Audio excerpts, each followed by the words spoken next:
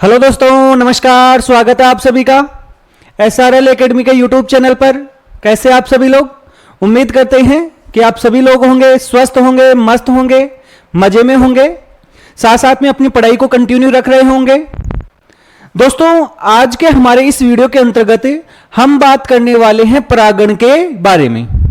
इससे पहले हमने परागण के बारे में एक वीडियो के अंतर्गत बात की थी। हमने देखा था कि परागण होता है वो क्या होता है, परागण कितने प्रकार का होता है, ये सब कुछ हमने पिछले वीडियो के अंतर्गत देख लिया है।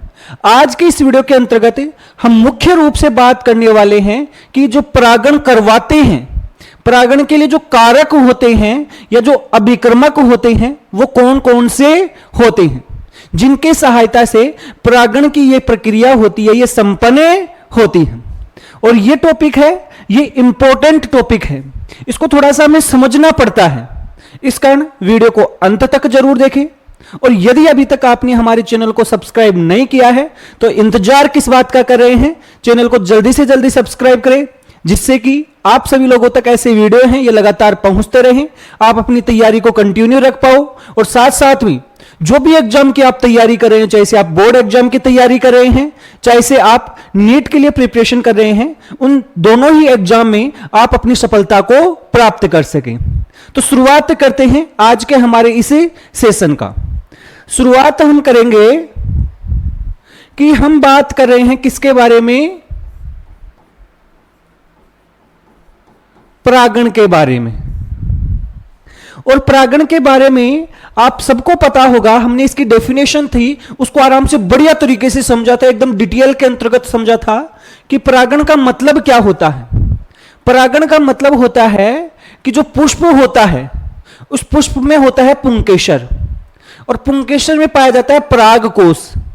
इस परागकोश से जब यह परागकोश फूटता है, इसका स्फुटन होता है, तो ये परागकण निकलते हैं और पुष्प की वर्तिकाग्र के ऊपर जाकर गिरते हैं। इस पूरी प्रक्रिया को हम क्या कहते हैं, परागण कहते हैं।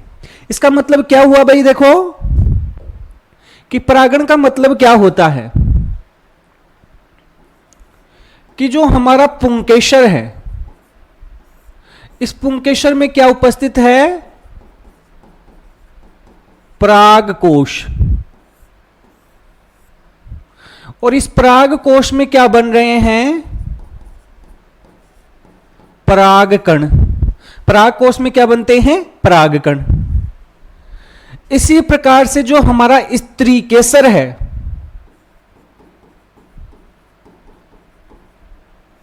इस स्त्री केसर का एक भाग होता है जिसे हम बोलते हैं वर्तिकाग्र। क्या बोलते हैं भाई, वर्तिकाग्र। अब जो ये परागकण बने हैं, जो परागकोश में परागकण बने हैं, इनका कहां तक पहुंचना, स्त्री केसर के वर्तिकाग्र तक पहुंचना। और ये पहुंचने की जो प्रक्रिया है, इसी को हम क्या कहते हैं, परागण कहते हैं। इसी को हम क्या कहते हैं, परागण कहते हैं, पोलिनेशन कहते हैं। पोलिनेशन इसे हम कहते हैं। और यह कितने प्रकार का होता है हमने पढ़ा था कि एक होता है स्वयुग्मन, एक होता है सजात पुष्पी परागण, और एक होता है वो होता है परनिषेचन। लेकिन यदि क्रियात्मक दृष्टि से देखें तो ये दो तरीके के होते हैं, स्वपरागण और परपरागण। ये कैसे होते हैं, कैसे इनके लिए परिस्थितियां पाई जाती हैं, सब कुछ हम पिछले वीडियो के अंतर्गत पढ़ चुके हैं। अब देखो, ये जो परागण हो रहा है, क्या हो रहा है भाई, परागण। तो ये परागकण खुद तो अचल है, खुद कैसा है, अचल, अर्थात इसमें खुद में कोई गति नहीं पाई जाती है।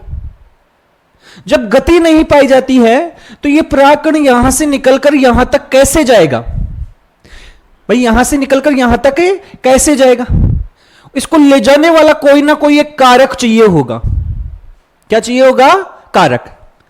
तो इस पूरी प्रक्रिया में कारक की आवश्यकता होती है।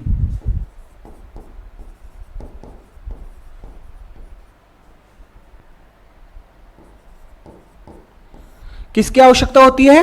कारक की आवश्यकता होती है, जो इन पराग कणों को यहां से कहां पहुंचा दे? वर्तिकाग्र तक पहुंचा दे। तो ये जो कारक हैं, इन्हीं कारकों को हम क्या कहते हैं? परागण के कारक कहते हैं, या इन्हें हम कहते हैं अभिकर्मक। परागण अभिकर्मक अर्थात परागण की क्रिया को संपन्न करवाने वाले कारक। इसको पराग कण को वर्तिकाग्र तक पहुंचाने के लिए जो भी कारक उत्तरदायी होता है, वो हमारा किस में शामिल होता है? परागण के कारक में शामिल होता है। यह आपको ध्यान रखना है। तो आज का हमारा जो मुख्य टॉपिक है वो यही है कि परागण के कारक होते हैं या अभिकर्मक होते हैं, वो कौन कौन से होते हैं। देखो, परागण के कारक होते हैं, इनको मुख्य रूप से दो कैटेगरी में डिवाइड कर लिया जाता है। एक हम बोलते हैं जैविक कारक और एक हम बोलते हैं अजैविक कारक। भाई, एक तो हो गए हमारे जैविक कारक और एक हो गए अजैविक कारक। जैविक और अजैविक कारक कौन कौन से होते हैं, इनके ऊपर हम बात करने वाले हैं। तो चलो बात करते हैं। तो आज का हमारा जो मुख्य टॉपिक है वो क्या है? परागण के कारक। हमने अभी बताया कि परागण में जो कारक होंगे उनको दो कैटेगरी में डिवाइड करेंगे। भाई, कितनी कैटेगरी में डिवाइड करेंगे? दो। कौन कौन से बताएं अभी आपको? एक बताया अजैविक कारक और एक बताया आपको जैविक कारक। देखो भाई, दो कैटेगरी में डिवाइड कर दो।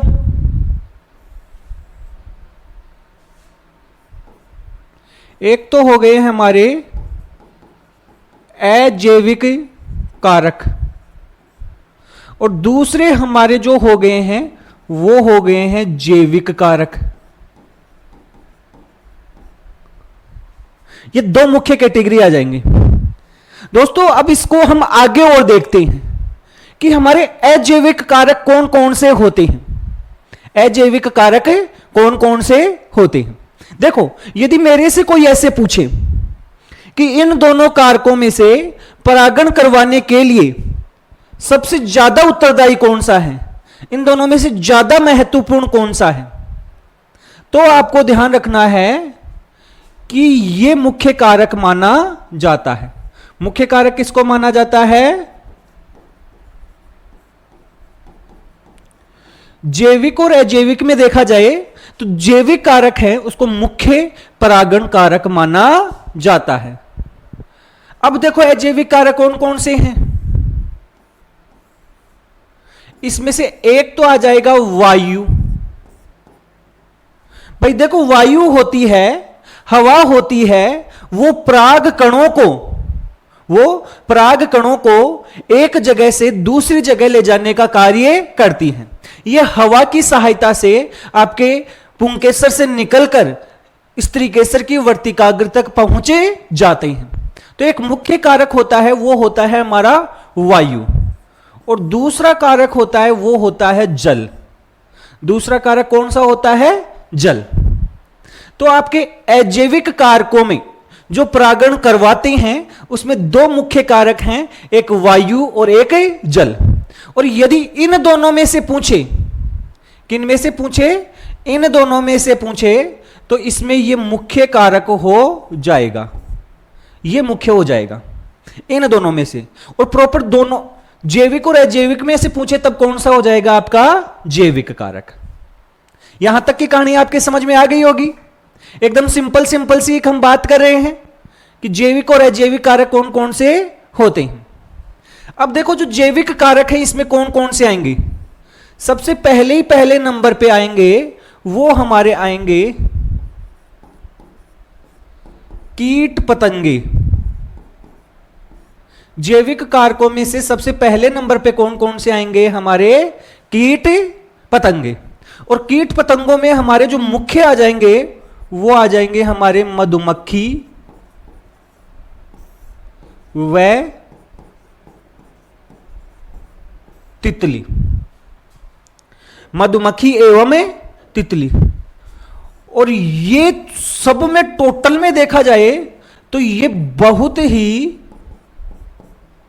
इंपॉर्टेंट कारक है। सबसे मुख्य जो कारक हैं यदि इनमें देखें तो कीट और पतंगे होते हैं, जिसमें आपकी मधुमक्खी अर्थात बीज और आपकी तितलियां शामिल होती हैं। इसके अलावा दूसरा कारक देखें तो वो हमारे जो आ जाएंगे वो आ जाएंगे मक्खी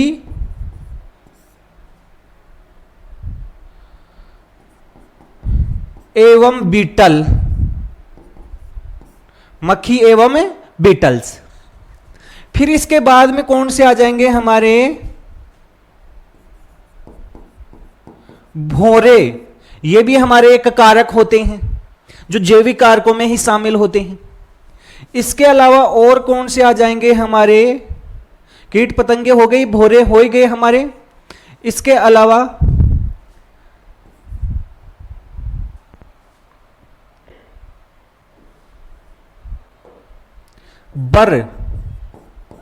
बर होंगे, वो भी इसके अंतर्गत आ जाएंगे। नेक्स्ट हम देखेंगे तो वो हो जाएंगे सलब, ये भी हमारे क्या आ जाएंगे कारक आ जाएंगे। नेक्स्ट देखें तो वो आ जाएंगे हमारे पक्षी, पक्षी होते हैं, ये भी क्या होते हैं एक महत्वपूर्ण आपके परागण कारक में शामिल होते हैं। तो इसमें ये पक्षी आ जाएंगे। पक्षी में देखो मुख्य रूप से एक पक्षी का नाम दे रखा है, वो दे रखा है गुंजन पक्षी। कौन से पक्षी भाई? गुंजन पक्षी। इसके अलावा और कौन से कारक आ जाएंगे भाई? चमगादड़। अब आप बोलोगे कि चमगादड़ तो एक पक्षी है, इसको तो पक्षी में ही रख लेते, लेकिन वास्तव में चमगादड़ एक पक्षी नहीं है। चमगादड़ एक पक्षी नहीं है भाई। इसके अलावा कुछ सरीसर्प होते हैं, वो भी आपके क्या करवाते हैं परागण करवाते हैं। यहां तक कि मनुष्य है,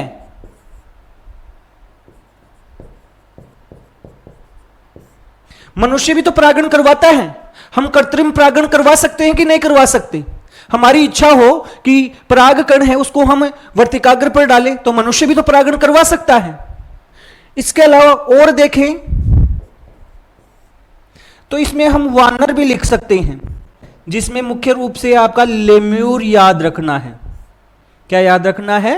लेम्यूर। तो इस प्रकार से ये आपके जैविक कारक हैं जो परागण करवाते हैं। क्या करवाते हैं भाई? परागण।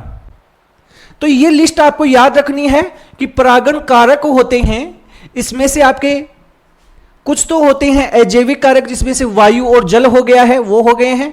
और जैविक कारकों में से सबसे इंपॉर्टेंट तो आपको याद रखना है, वो याद रखना है कीट और पतंगे, जिसमें आपके मधुमक्खी और तितली सबसे इंपॉर्टेंट आ जाएंगी। फिर मक्खी और बीटल्स आ जाएंगे, भौरे आ जाएंगे, बर आ जाएंगे, स्लब्स आ जाएंगे, पक्षी जिसमें गुंजन पक्षी आपका मुख्य रूप से हो गया है, चमगादड़ हो गया है, सरीसर्प हो गया है, मनुष्य हो गया है, वानर जिसमें लेम्यूर मुख्य रूप से है। ये सारे के सारे कारक होते हैं, ये परागण करवाते। जब इनको हमने देख लिया है तो इसके बाद में इनको थोड़ा हम डिटेल के अंतर्गत पढ़ते हैं। एक एक को हम समझते हैं कि कैसे हमारा जो वायु होता है ये परागण करवाता है, कैसे जल होता है वो परागण करवाता है, और बाकी इसके अंतर्गत आपके कीट पतंगे और बीटल्स होंगे, इनको मुख्य रूप से हमें देखेंगे। कीट पतंगे और बीटल्स, इसके साथ साथ में पक्षी वगैरह भी हम देख सकते हैं। तो ये हम देखने वाले हैं। तो शुरुआत हम करते हैं किससे? वायु परागण से। किससे बात करते हैं? वायु परागण। देखो भाई,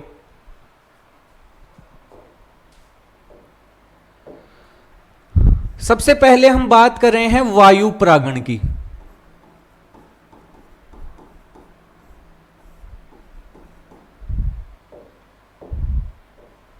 देखो, वायु परागण जो होता है ये अजैविक कारकों में, मतलब अजैविक कारक जो परागण करवाते हैं, इनमें से सबसे मुख्य कारक है वो आपका वायु परागण ही माना जाता है। जब हवा चलती है तो पराग कण होते हैं वो उड़कर आपके दूसरे पुष्प की या किसी भी पुष्प की वर्तिकाग्र के ऊपर जाकर गिरे जाते हैं। तो याद रखना है कि वायु परागण में क्या होता है कि हवा के द्वारा जो पराग कण होते हैं वे उड़कर वर्तिकाग्र तक पहुंच जाते हैं।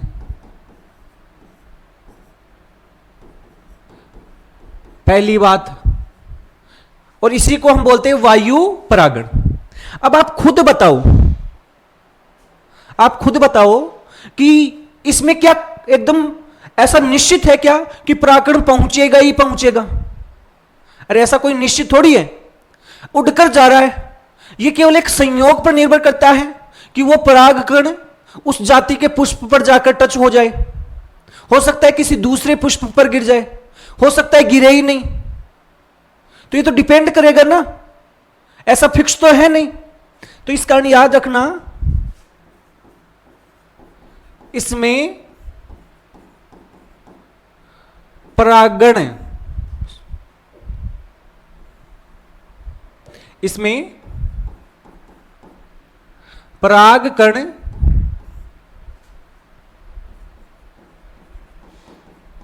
संयोगवश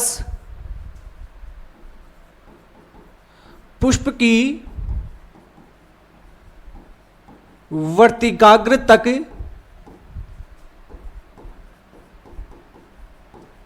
पहुंचता है। अर्थात ये यदि हम जैविक कारक के हिसाब से देखें तो उतना बहुत ज्यादा ऐसा है नहीं। अब देखो, आप खुद बताओ, यहां पर जो वायु के द्वारा उड़कर जो परागकण जाएंगे तो वो परागकण आपके हल्के होने चाहिए कि भारी होने चाहिए? आप खुद ही बताओ। अगर भारी परागकण होगा तो उसको उड़ने में समस्या आएगी। जितना हल्का होगा तो वो उड़कर आसानी से जा सकता है। साथ साथ में ये जो परागकण है ये एकदम शुष्क होने चाहिए। कैसे होने चाहिए? शुष्क, जिससे कि ये आसानी से उड़ सके। अगर ये चिपचिपे होंगे तो धूल के कण वगैरह इनसे चिपक जाएंगे और ये भारी हो जाएंगे। इस कारण वायु परागण के लिए जो पराग कण होते हैं वो आपके कैसे होने चाहिए? ध्यान से देखो, पराग कण हल्के, शुष्क, चिपचिपाहट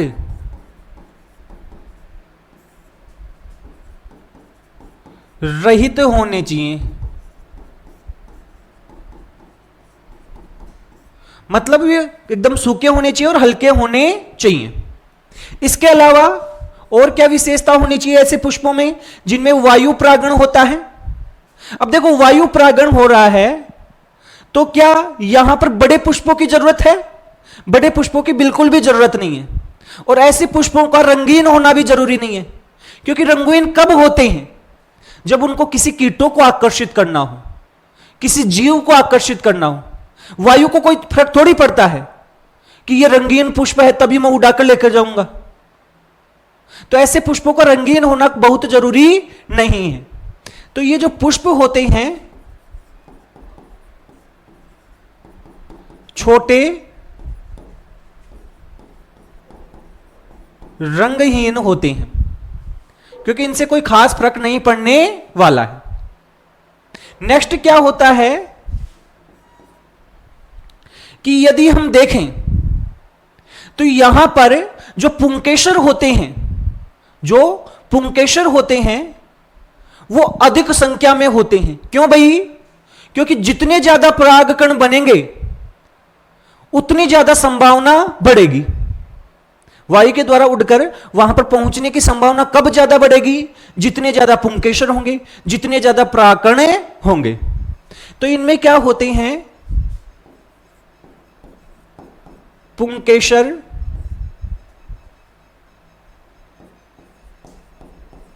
परागकण अधिक होते हैं। पुंकेसर और परागकण क्या होते हैं? अधिक।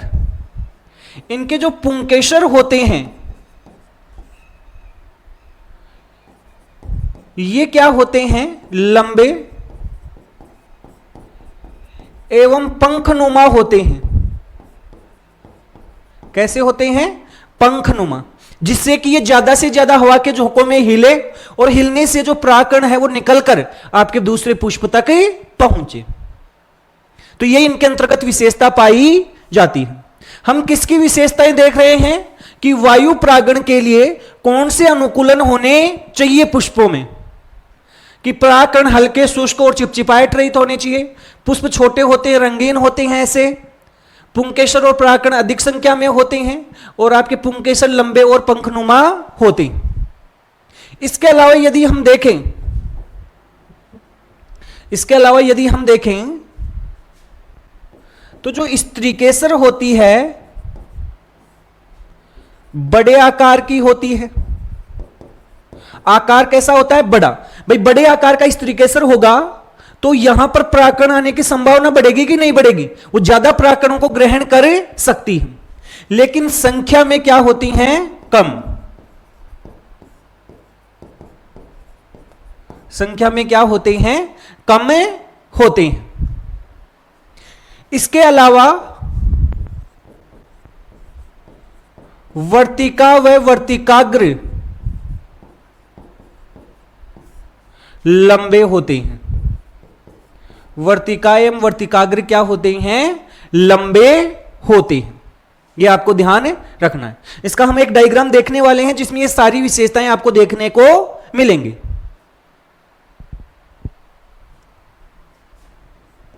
नेक्स्ट देखो, और क्या विशेषता होनी चाहिए? आप खुद बताओ और क्या विशेषता होनी चाहिए वायु परागण के लिए? तो ये सारी की सारी जो भी विशेषताएं आपको बताई गई हैं ये आपके किसके लिए बताई गई हैं? वायु परागण के लिए बताई गई हैं। यहां पर हम एक विशेषता और जोड़ सकते हैं कि ये जो पुष्प होते हैं इनमें सुगंध नहीं होती है। भाई सुगंध की कोई जरूरी थोड़ी है, हवा के द्वारा उड़कर जाएंगे। सुगंध तो कीटों को आकर्षित करने के लिए थी, तो कीटों को आकर्षित करने की जरूरत ही नहीं है। सुगंध नहीं होती है, मकरंद नहीं होता है। मकरंद भी पास में बुलाने का एक क्या है? तरीका। तो इस कारण से ये सारी की सारी विशेषताएं पाई जाती हैं किसमें? वायु परागण वाले पुष्पों में या पादपों में। ये विशेषताएं आपको याद रखनी है। यदि हम अजैविक कारकों वाले परागण में देखें तो यही सबसे इंपॉर्टेंट होता है। तो ये तो हो गया हमारा वायु परागण। दोस्तों आपको ये वायु परागण की पूरी प्रक्रिया है ये आसानी से समझ में आई होगी। इसके लिए कौन कौन सी विशेषताएं होती हैं, क्या क्या विशेषताएं पाई जानी चाहिए, सब कुछ आपको कंप्लीटली बताया गया है। इसके बाद में वायु परागण को जब हमने देख लिया है तो अब हम बात करने वाले हैं जल परागण के बारे में। किसके बारे में बात करने वाले हैं? जल परागण के बारे में बात करने वाले हैं। यदि मैं आपसे पूछूं कि वायु परागण और जल परागण में कॉमन कौन सा है, ज्यादा किससे होता है, तो वो होता है वायु परागण से। अब हम बात करते हैं जल परागण से।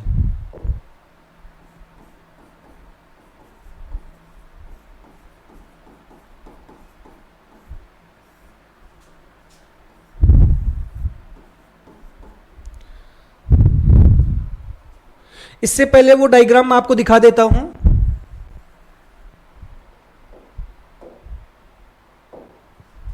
जिसमें वायु परागण की विशेषताएं हैं।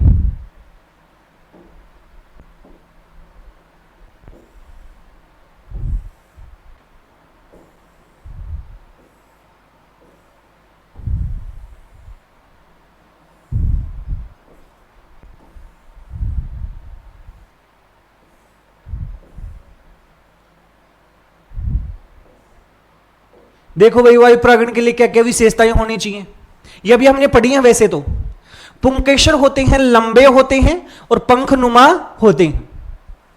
पराग कण होते हैं, ये एकदम हल्के होते हैं, अधिक मात्रा में बनते हैं जिससे कि हवा द्वारा दूर दूर तक ये ले जाए जा सके।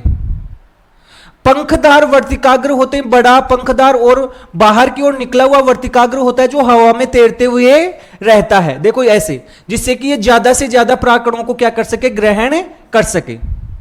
मधु और नेक्टर का अभाव होता है, इसमें मकरंद नहीं होता है क्योंकि कीटों को आकर्षित ही नहीं करना है। इन पुष्पों में मधु नहीं होता है इसलिए कीट इन्हें आकर्षित नहीं करते हैं। पुष्प आपके रंगहीन और होते हैं, गंधहीन होते हैं, कोई गंध की आवश्यकता ही नहीं है। पुष्प आकार में कैसे होते हैं, छोटे होते हैं। तो ये सारी की सारी विशेषताएं हैं, ये आपको बताई गई हैं। अब हम बात करते हैं जल परागण की। किसकी बात करते हैं, जल परागण।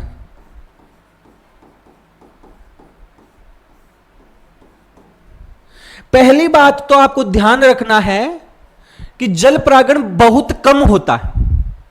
पुष्पी पादपों के अंतर्गत जल परागण बहुत कम होता है।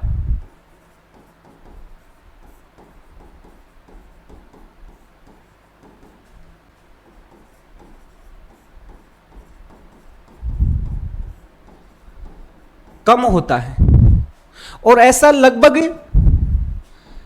30 वंश हैं जिनमें यह जल परागण होता है। और वो भी कैसे हैं, ज्यादातर कैसे हैं, एक बीजपत्री। ज्यादातर कैसे हैं, एक बीजपत्री हैं जिनमें यह जल परागण होता है। जो निम्न समूह के पादप होते हैं, जो निम्न समूह के, जैसे ब्रायोफाइटा हो गया, टेरिडोफाइटा हो गया, ऐसे निम्न पादपों में, जैसे आपका हो गया ब्रायोफाइटा, टेरिडोफाइटा, में नर युग्मक होता है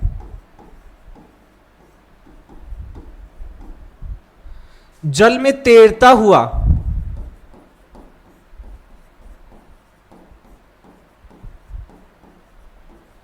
पहुंचता है। इसी कारण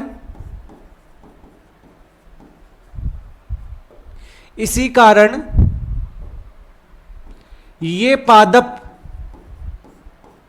सीमित होते हैं।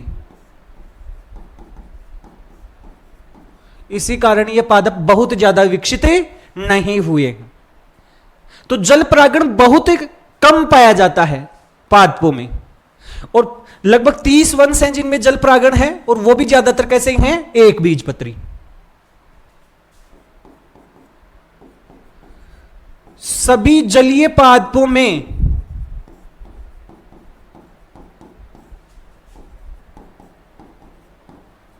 जल परागण नहीं होता है, याद रखना। ऐसा नहीं है कि जो जलीय पादप है उनमें सब में जल परागण ही होता है, ऐसा बिल्कुल भी नहीं। कुछ जलीय पादप ऐसे हैं जिनमें जल परागण ना होकर क्या होता है, कीट परागण होता है। तो यह आपको याद रखना है, ऐसे बिल्कुल भी याद मत रख लेना कि सभी जलीय पादपों में जल परागण होता है। इसका उदाहरण बताता हूं मैं आपको, उदाहरण याद रखो।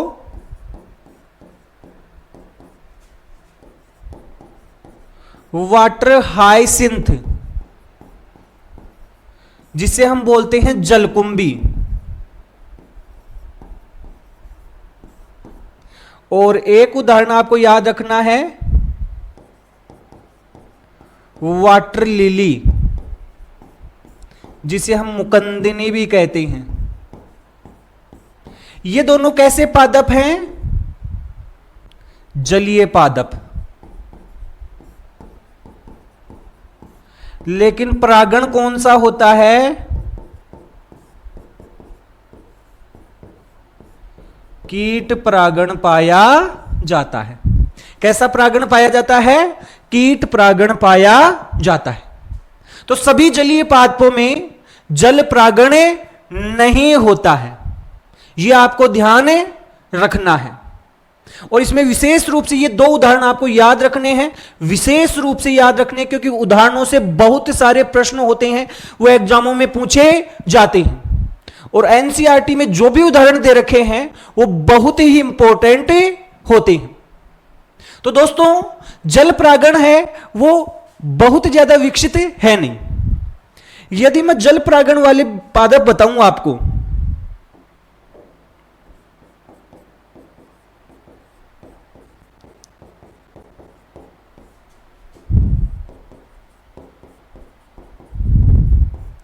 तो इनमें उदाहरण आपको याद रखने हैं। एक तो क्या याद रखना है, मीठे जल में,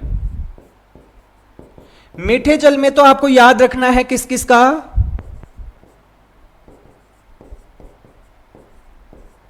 वेलेस्नेरिया और हाइड्रिला। वेलिस्नेरिया और हाइड्रिला जो होता है, इसमें ये जो मीठे जल के हैं इनमें क्या पाया जाता है, जल परागण होता है। और दूसरा याद रखना है आपको, समुद्री घास, जिसमें आपको उदाहरण याद रखना है जोस्टेरा। इनमें क्या होता है, जल परागण होता है। ये तीन विशेष रूप से आपको याद रखने हैं। इनको याद रखना है कि ये जलीय पादप है, लेकिन फिर भी इनमें जल परागण नहीं होता है, कीट परागण होता है। ये जलीय पादप है और इनमें क्या होता है, जल परागण पाया जाता है। यह ध्यान रखना है। देखो भाई,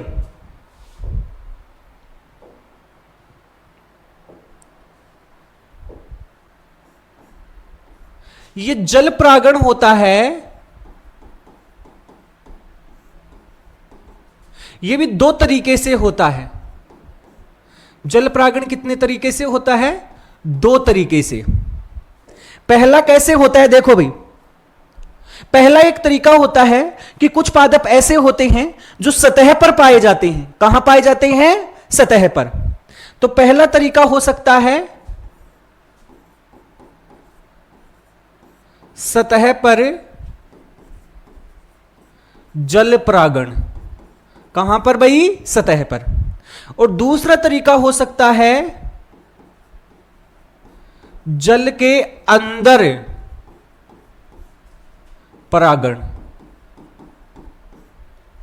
एक तो जल परागण में की सतह है, जैसे हम देखते हैं, आप सपोज करो कि ये पानी की सतह है। कैसी सतह है, पानी की सतह है।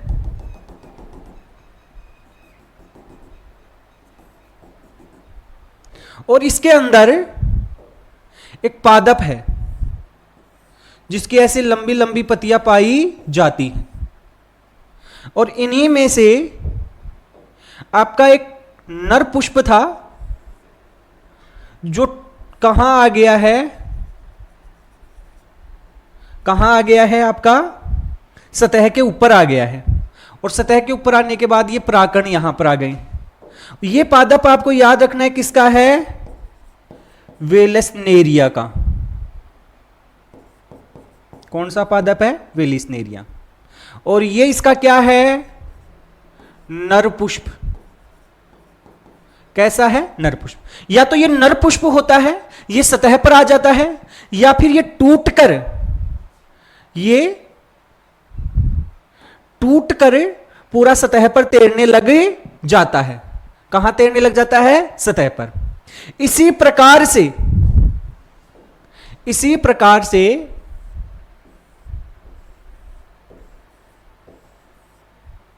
यहां पर क्या पाए जाते हैं, मादा पुष्प भी होते हैं।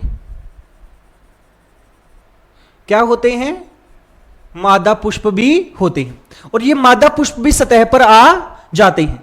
और इनके जो सतह पर आते हैं तो ये स्प्रिंग नुमा एक डंठल की सहायता से ऊपर की ओर आते हैं। ये कैसा है आपका, स्प्रिंग नुमा डंठल। तो इसकी सहायता से ये सतह पर आ जाते हैं। और अब क्या होता है, कि ये पराग कण जो यहां पर हैं ये तैरकर कहां पहुंच जाते हैं, जो ये पराग कण हैं ये तैरकर कहां पहुंच जाते हैं, ये मादा पुष्प तक पहुंचे जाते हैं। कहां पहुंच जाते हैं, मादा पुष्प तक। और मादा पुष्प तक जैसे ही ये पहुंच जाते हैं वैसे ही इसमें परागण की प्रक्रिया संपन्न हो जाती है। और इस प्रकार का जो परागण हो रहा है वो कहां हो रहा है, जल की सतह पर। कहां हो रहा है भाई, जल की सतह पर। और ये इसका उदाहरण कौन सा है, वेलिस्नेरिया। याद रखना है कि वेलिस्नेरिया में जल परागण होता है और जल की सतह पर परागण होता है। इसमें जो नर पुष्प होता है वो टूटकर या तो सतह पर आ जाता है या फिर पराग कण होते हैं वो सतह पर आ जाते हैं। और ये पराग कण होते हैं ये मादा पुष्प तक पहुंचते हैं।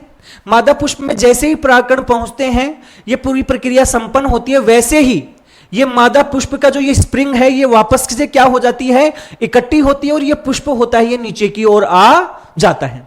और इस प्रकार से परागण की प्रक्रिया होती है, ये संपन्न होती है। तो ये तो हो गया सतह पर। दूसरा हम क्या देख रहे हैं, जल के अंदर। दूसरा हम क्या देख रहे हैं, जल के अंदर।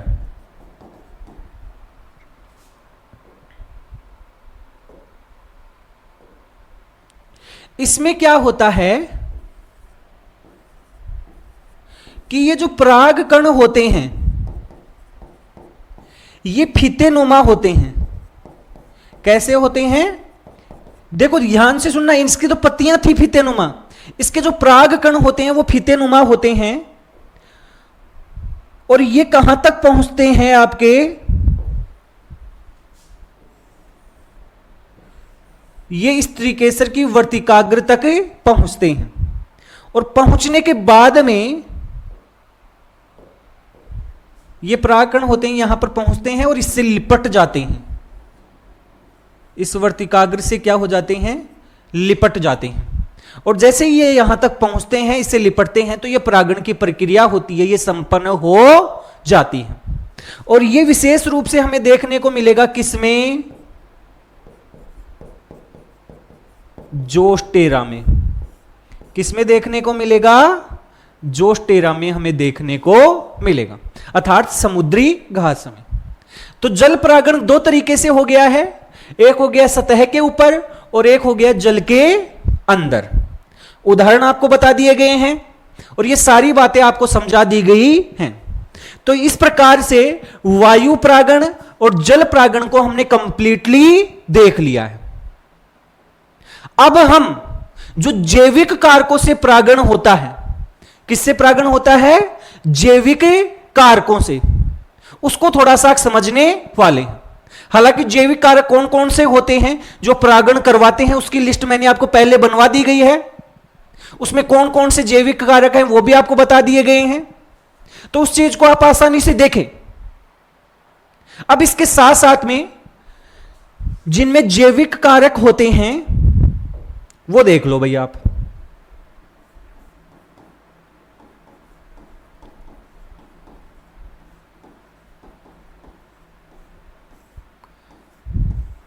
जैविक कारक वाले समझ लो आप। इसमें कौन कौन से आएंगे देखो, आपको बता दिया विशेष रूप से आपकी होती है मधुमक्खियां और तितली और अन्य सारे होते हैं। अब देखो जैविक कारकों के द्वारा जिन पुष्पों में परागकण होगा वो क्या होगा, वो पुष्पों की विशेषता क्या होती है और अन्य क्या क्या परिस्थितियां होती हैं जो इसको बढ़ावा देती हैं। देखो पहले नंबर पे पुष्प बड़े आकार के होने चाहिए, पहली बात, क्योंकि बड़े आकार के होंगे तो जो कीट होंगे, जो मधुमक्खियां होंगी, जो भी जीव होंगे वो इनकी ओर ज्यादा आकर्षित होंगे, पहली बात। रंगीन होने चाहिए। कैसे पुष्प होने चाहिए, रंगीन, पंखुड़ियां अलग अलग रंगों की होनी चाहिए। जिससे कि कीट वगैरह इनकी ओर क्या हो, आकर्षित हो। अगर पुष्प छोटे हैं, अगर पुष्प छोटे हैं तो समूह में बड़े गुच्छे बनाते हैं। भाई दिखना चाहिए ना, दूर से उस जीव को दिखना चाहिए कि पुष्प लगा हुआ है, मेरे को वहां तक जाना है, उसकी ओर आकर्षित होना चाहिए। दूसरी विशेषता क्या, पुष्प होते हैं उनमें आपकी सुगंध आनी चाहिए या सुगंधित होने चाहिए। वो कैसे होने चाहिए, सुगंधित होने चाहिए। आकार उनका बड़ा होना चाहिए, आपको बता ही दिया गया है। तीसरी बात, कई बार क्या होता है कि इनमें मलिन गंध भी आती है, ऐसे मतलब बदबू की तरह की गंध, या जिसे हम बोल सकते हैं दुर्गंध, दुर्गंध आती है। और ये दुर्गंध वाले हैं, ये याद रखना है कौन से जीवों को आकर्षित करते हैं, ये आपके मक्खियों को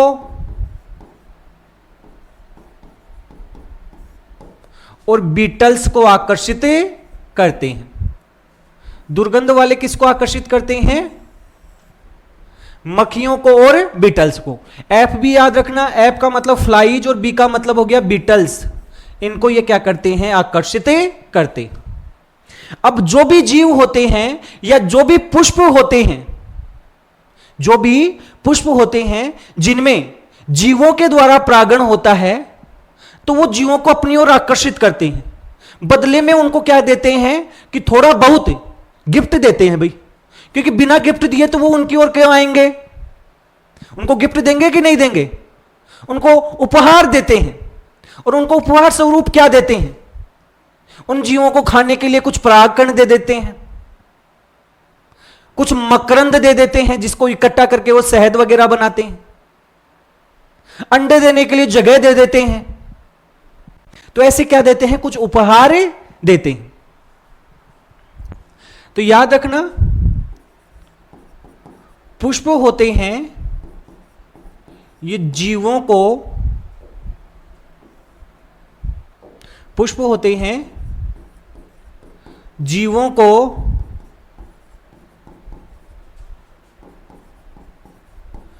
आकर्षित करने के लिए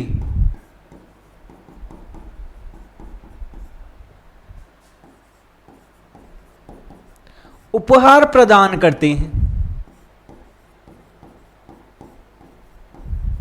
क्या देते हैं, उपहार प्रदान करते हैं। जैसे कि कुछ खाने के लिए क्या दे देते हैं, परागकण, किसके लिए, भोजन के लिए। मकरंद दे देते हैं, क्या दे देते हैं, मकरंद। और क्या दे देते हैं, अंडे देने की जगह दे देते हैं। अंडे देने के लिए क्या दे देते हैं, जगह दे देते हैं। तो ये एक तरीके से पादप इनको क्या देता है, या पादप के पुष्प इनको क्या देते हैं, उपहार देते हैं। उपहार में क्या क्या देते हैं, भोजन के लिए परागकण दे देते हैं, मकरंद दे देते हैं, और आपके अंडे देने के लिए क्या दे देते हैं, जगह दे देते हैं। जैसे कि इसमें उदाहरण याद रखना भाई, उदाहरण याद रखना कि एक पुष्प का नाम है ओमेर फोपेलस। ओमेर फोपेलस सबसे बड़े आकार का पुष्प है।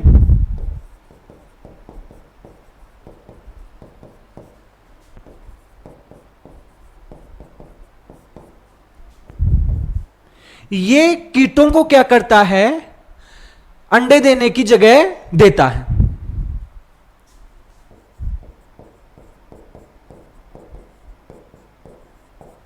ये कीटों को क्या देता है, अंडे देने की जगह देता है, और बदले में कीट क्या करवाते हैं, परागण करवा देते हैं। इसके अलावा एक उदाहरण याद रखना है आपको, यूका पादप और शलभ होते हैं, उनमें भी ऐसा ही संबंध पाया जाता है। यूका पादप और शलभ होते हैं, इनमें ऐसा ही संबंध पाया जाता है। शलभ होते हैं वो अपने अंडे देते हैं किसके अंदर, इस यूका पादप के जो अंडाशय होते हैं उसके कोष्ठक में। इसके अलावा एक उदाहरण आपको याद रखना है, अंजीर और किसका, बर का।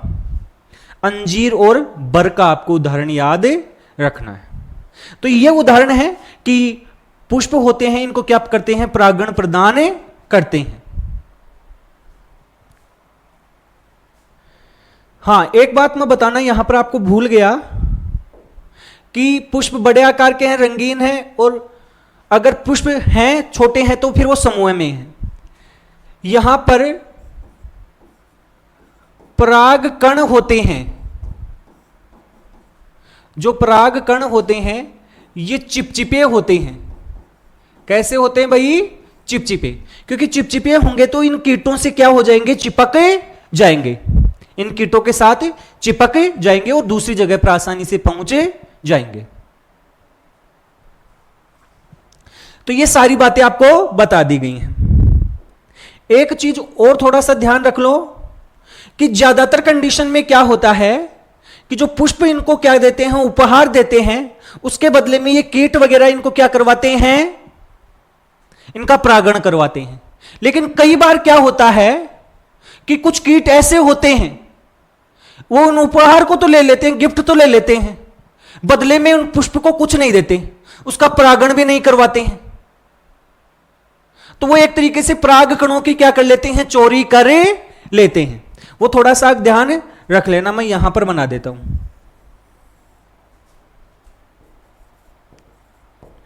कुछ कीट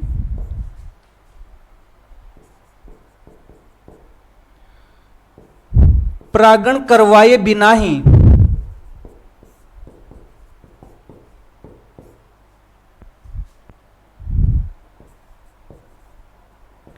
मकरंद पराग कणों का